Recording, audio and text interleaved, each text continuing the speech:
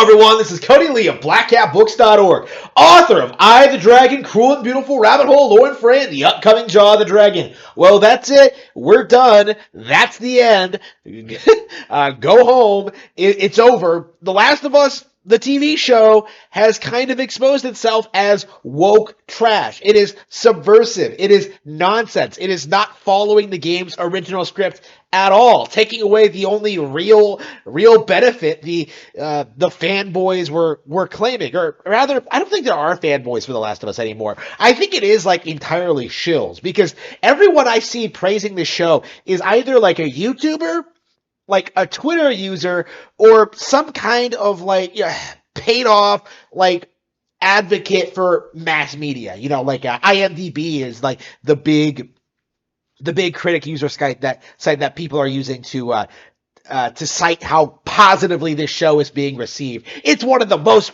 critically acclaimed shows of all time after 2 episodes. 1 episode, actually, because I heard a lot of people saying it had like the highest score ever after like a single episode, which is hilarious to me. And now, like 3 episodes in, I don't know. It really does feel like this show has no momentum behind it. You know, it really does feel like this is something that Sony is putting a ton of money behind in order to like promote and like shill it and pretend that it's a massive success, only for it in the long run to not really bring in any new subscribers or viewers at all. It reminds me a lot of Horizon Zero Dawn, actually. If you remember Horizon Zero Dawn, like this was a game that we were told was like sold 20 million units, that was like just as good, if not better, as Breath of the Wild, and it was like a big phenomenon for like a year. Like there were people pushing it for like to win Game of the Year. What happens? You know, the game is completely forgotten after 2017, and like once the sequel comes out last year, it gets completely buried by a number of better titles that year. Like not a single person voted for Horizon Forbidden West to be the game of the year for 2023. Like even the most hardcore Sony fanboy shills were pushing for God of War Ragnarok instead. And that was like, that game had the problem of like just being terrible to begin with. Like again, like Ragnarok is a bad game. Okay, there's no getting around that. Like I'm not saying Ragnarok is good or anything. Like I'm not saying God of War is a strong IP at all. But I don't think there's any denying that like God of War as a franchise, as a brand, has stood the test of time far more than Horizon Zero Dawn has. Horizon Zero Dawn never had any momentum. It never had any fans. It never had a player base. But Sony treated it like it was a massive, surefire success right from the get-go. It was going to be their big PS4 open world exclusive. It was going to be their next big thing. What happens? It completely collapses. It is an embarrassment. It is a complete joke. It is one of the defining examples I point to as to how badly PlayStation exclusives have fallen in recent years. You know, like I never liked PlayStation exclusives in general to begin with, but they have been getting pretty consistently worse. And now that I have played Horizon Zero Dawn, I've put like 6 hours into it. Like you can't even tell me that like I don't know anything about the game, you know, like, cause I know, you know, I have put time into Horizon Zero Dawn. I know it's not all that impressive. I know it's tedious. It's boring. It has a terrible enemy AI, legit some of the worst I've seen in any open world game ever. You know, like the robo dinosaurs aren't interesting. Like you cannot carry an entire game on robot dinosaurs, essentially. And so like Horizon is a dead IP. You know, like all the answers were like anything anyone wanted to know about like the setting and the world, like you know, the secrets behind the mystery of Horizon Zero Dawn. It was revealed in the first game. And like by Forbidden West, like what exactly were they trying to accomplish? Like what story were they trying to tell? They just did the same thing again in a different location with like different giant robots. Like the game just was not okay. Well, this wasn't supposed to be a video about Horizon Zero Dawn, but my point is, you cannot trust what critics or PlayStation says about how well their franchises perform.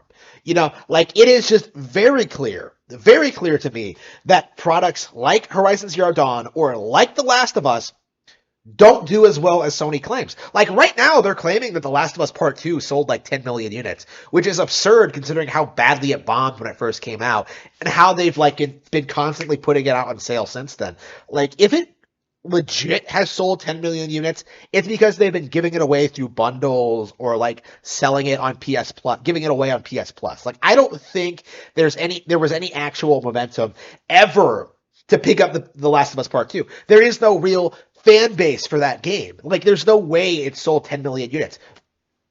It's and I think when it comes to like the HBO series, well, first of all, Sony's claim is that like this is one of the most watched shows on HBO. That's not true. The actual metric they're going off of is like it's one of their most watched originals. And I don't think that list is really all that long or relevant. It's competing against like Velma, okay? That's what it's competing against. Like one of the most hated shows ever, from what I can see. And like I think now that we're like 3 episodes in, now that we have a good idea like how they bungled it, how it's not really like the game at all, how Druckmann seems to have like stamped uh his little paws all over it, like seeing how the changes they've made to the storyline. Okay, first of all, actual fans of The Last of Us, people who unironically believe The Last of Us Part 1 had the greatest story in all of video games, should be upset at the changes they've made to the story and the characters. Like, assuming Joel and Ellie really were well-written, compelling characters, like, people would be angry that the focus was taken away from them to focus on a couple of filler characters that nobody actually cares about. However, the reality is that, like, nobody actually cares about Joel and Ellie. The reality is that, like, Joel and Ellie were never well-written characters. They were never interesting. They were never compelling. The Last of Us was never a particularly well-written, interesting, engaging zombie survival drama. It was just heavily pushed by the gaming establishment. Just like how Uncharted would never replace like Tomb Raider or Indiana Jones as being like the definitive example of like a treasure hunting franchise, right?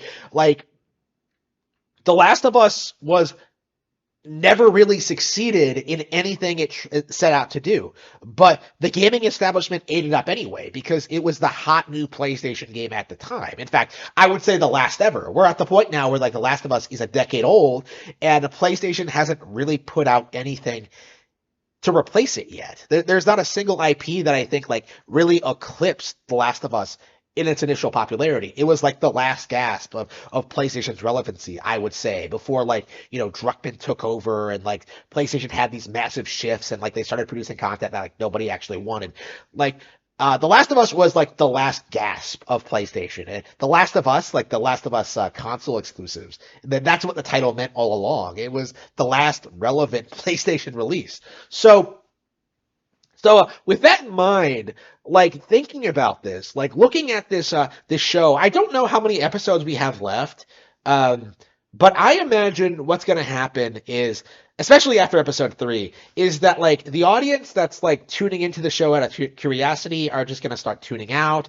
They're going to get bored. They're going to like feel like this show isn't like really going anywhere. It's going to get boring, and then eventually we'll get to like the part 2 storyline. We'll get to the point where like part 1 ends on like some kind of Neil Druckmann's gonna mess up the ending somehow, like make it even worse.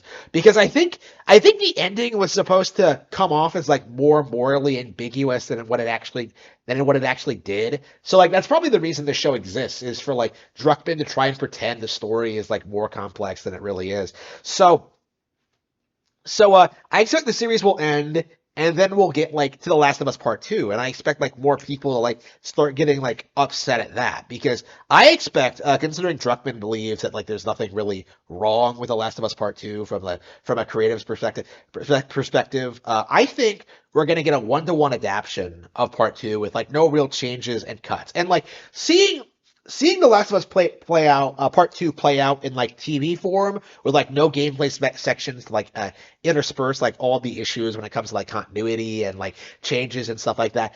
I think I think more people are going to feel like really understand why The Last of Us Part Two was a fundamentally terrible sequel.